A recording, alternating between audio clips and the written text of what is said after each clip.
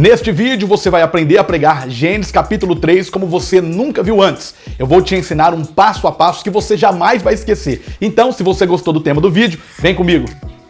Meus irmãos, a paz do Senhor Jesus, seja bem-vindo novamente ao meu canal. Eu sou Thiago Bovolenta e neste vídeo você vai aprender a pregar o capítulo 3 do livro de Gênesis. Eu tenho uma proposta de vídeo para este vídeo um pouco diferente e eu quero saber muito a sua opinião, se você gostou ou se você não gostou. A minha intenção é destacar os versículos mais poderosos para que nós possamos extrair o maior número de ensinamento para que você possa pregar segundo aquilo que Deus colocar no seu coração. Mas antes de mergulhar a fundo no conteúdo, eu preciso muito da sua ajuda. Se você é novo no canal, se inscreva no canal e coloque aí nos comentários: eu vou pregar esta mensagem. Também é muito importante o seu like para que o YouTube possa compartilhar este vídeo com mais pessoas, assim como eu e como você, que amam a palavra de Deus.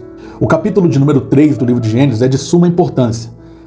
Meditando neste capítulo, nós vamos aprender que a queda do ser humano não afetou somente o homem, mas afetou a natureza. Vamos ver uma promessa de um Messias neste capítulo. Então, esse vídeo está imperdível. Eu tenho certeza que vai falar muito forte ao seu coração. A minha intenção é fazer a leitura do versículo e, na sequência da leitura, eu já trago uma explicação que eu tenho certeza que vai ser profunda. Antes de aprender sobre o versículo de número 1, eu quero te convidar para participar do meu grupo exclusivo no Telegram. Lá, diariamente, o conteúdo do céu para abençoar a sua vida, sermão, oração. Eu vou deixar para você o convite na descrição. O segundo link da descrição é o convite para o canal do Telegram. Vamos lá? Gênesis capítulo 3, versículo 1. Ora, a serpente era mais astuta que todos os animais do campo que o Senhor Deus tinha feito. Ou seja, Deus criou o jardim, Deus criou os animais, o homem tinha um certo nível de conhecimento, mas a Bíblia destaca a astúcia da serpente. O que é astúcia? É inteligência. Era um animal completamente diferente do que ela é hoje. Você vê que hoje a cobra praticamente é um animal amaldiçoado. Nós temos pavor de cobra, mas naquela época, no Jardim do Éden, propriamente dizendo,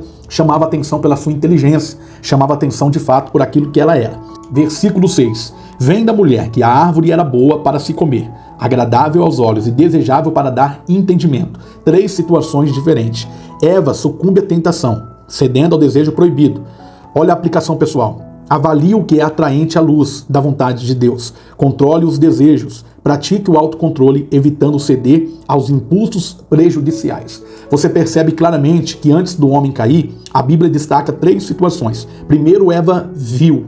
E isso era bom para se comer, agradável e desejável. Nós precisamos entender que nós começamos a perder a batalha quando nós já começamos a fixar os nossos olhos naquilo que não agrada a Deus. O homem e a mulher tinham a ciência daquilo que Deus havia dito para eles: não comer da árvore do conhecimento. O que nós precisamos entender é que o pecado é algo gostoso. Por quê? Porque está ligado à nossa natureza caída, à nossa natureza carnal. Há uma semente adâmica dentro da minha vida e da sua vida e nós precisamos controlar os nossos impulsos. A queda começa dessa forma. É por um simples olhar. Depois desse olhar, passamos a observar. Quando passamos a observar, percebemos que é agradável. E depois de ser agradável, surge o quê? O desejo. É como Sansão. A palavra de Deus diz que Sansão era nazireu. E como nazireu, Sansão não poderia se apropriar de bebida forte, no caso, o vinho. Mas a palavra de Deus diz que onde ele gostava de passear? Perto do vinhedo. João disse isso sobre a concupiscência dos olhos. Evitemos fixar os olhos naquilo que não agrada a Deus. Caso contrário, a queda vai ser certa. Aplique isso no coração dos seus ouvintes e eu tenho certeza que vai falar muito forte no coração de cada um. Antes de falar do versículo 9 e versículo 10, eu tenho uma oportunidade de crescimento para o seu ministério. Confere aí. Quer pregar Gênesis e não sabe como? Os seus problemas acabaram. Eu criei um curso para você poderoso sobre o livro de Gênesis e neste curso, além de você mergulhar fundo no livro de Gênesis, você vai adquirir 50 sermões sobre o livro de Gênesis com tema, explicação, aplicação pessoal e conclusão. Então, se você quer pregar o livro de Gênesis com conhecimento, propriedade e não tem ferramentas para isso, clique no primeiro link da descrição ou no primeiro link do comentário e adquira agora 50 sermões sobre o livro de Gênesis. Não perca tempo. Pare de dizer não para o seu chamado. Invista no seu ministério hoje mesmo e adquire agora 50 sermões do livro de Gênesis. Versículo 9 e 10. Mas o Senhor Deus chamou o homem perguntando: onde você está? Ele respondeu: ouvi o som de ti no jardim e fiquei com medo. No versículo 6, no final do versículo 6, ambos caíram. No versículo 7, a Bíblia afirma que os olhos deles foram abertos, eles cozinharam para si folhas de figueira como avental, e no versículo de número 8, eles ouviram a voz do Senhor que passeava pelo jardim na viração do dia e se esconderam. Você vê que interessante É impressionante como a natureza caída, ela não gosta de confessar pecado, ela se esconde. É assim que eu e você fazemos, não é assim? Quando erramos, quando pecamos, o primeiro impulso que temos, a primeira coisa que surge em nosso coração é para que nós possamos se esconder, é para deixar quieto, é para empurrar com a barriga aquilo que está errado. Mas sabe o que me chama a atenção? É que a misericórdia de Deus é tão grande, mas tão grande, é que mesmo depois da queda, Deus busca comunhão, evidenciando a sua graça. O homem caiu e Deus foi procurar o homem. Aí eles se esconderam no meio das árvores do jardim e Deus procurando por Adão. Deus não estava procurando Adão porque ele não sabia onde Adão estava, mas Deus estava procurando Adão para que Adão tivesse a capacidade de confessar aquilo que fez de errado.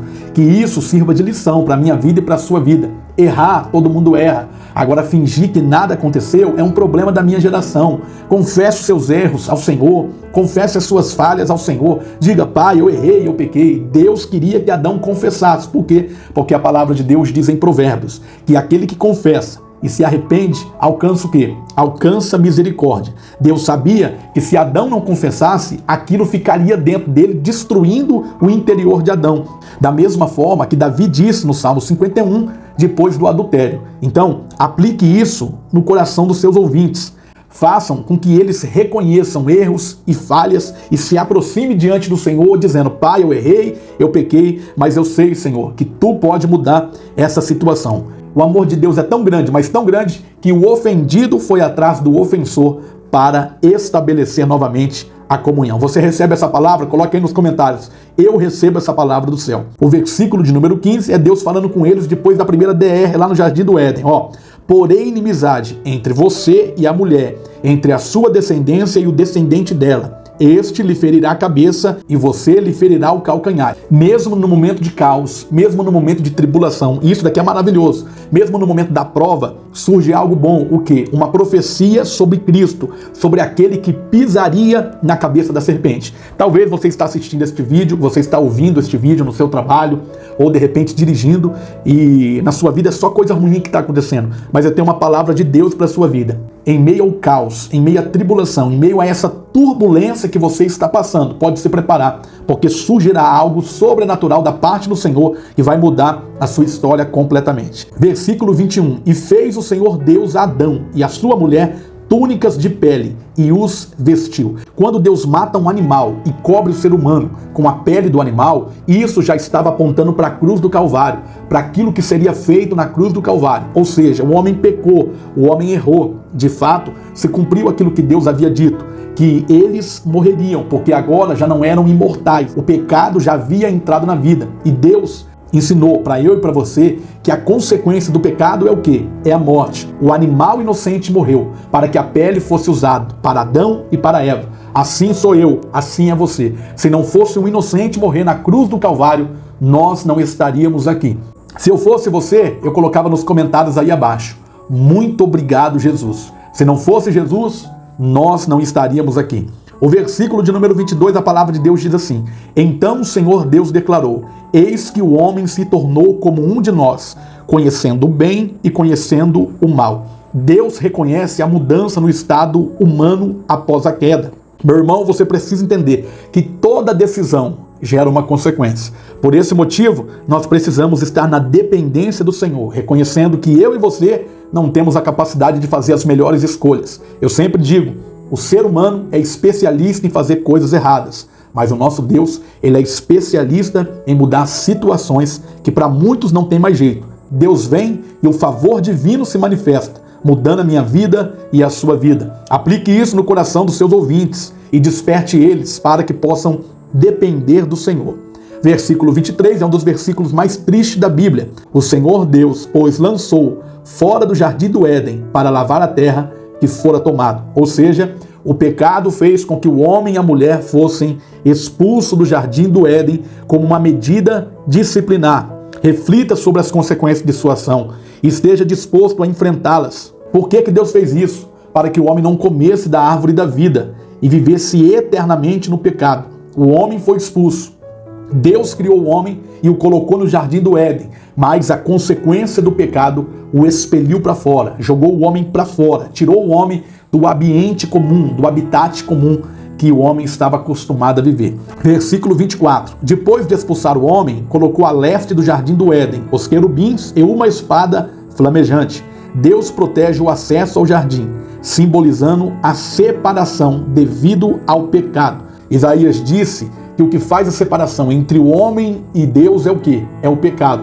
Por isso, nós precisamos estar atentos que o pecado nas nossas vidas não seja algo comum, não seja algo cotidiano, não seja algo rotineiro, mas que o pecado em nossas vidas seja de fato um acidente, seja de fato uma queda. O que não dá para entender é pessoas que estão andando com Deus, dizem que estão andando com Deus há mais de 20, há mais de 30 anos, e a vida dele, a vida dela não muda. Ele vive no pecado, vive na mentira, vive no adultério, vive na fornicação, vive roubando, vive blasfemando, fazendo aquilo que não agrada a Deus. Então é impossível o homem andar na luz e andar nas trevas. Ou ele está na luz ou ele está nas trevas. A palavra de Deus diz em Tiago que de uma fonte não pode sair dois tipos de água. Ou é água boa ou é água amarga. Ou seja, meu irmão, faça uma reflexão na sua vida. Também vale lembrar que o fato do homem ser expulso do jardim do Éden, agora a espada flamejante, o querubim que estava ali, o homem não poderia retornar. Mas eu louvo e engrandeço ao nome do Senhor, porque aproximadamente depois da queda do homem,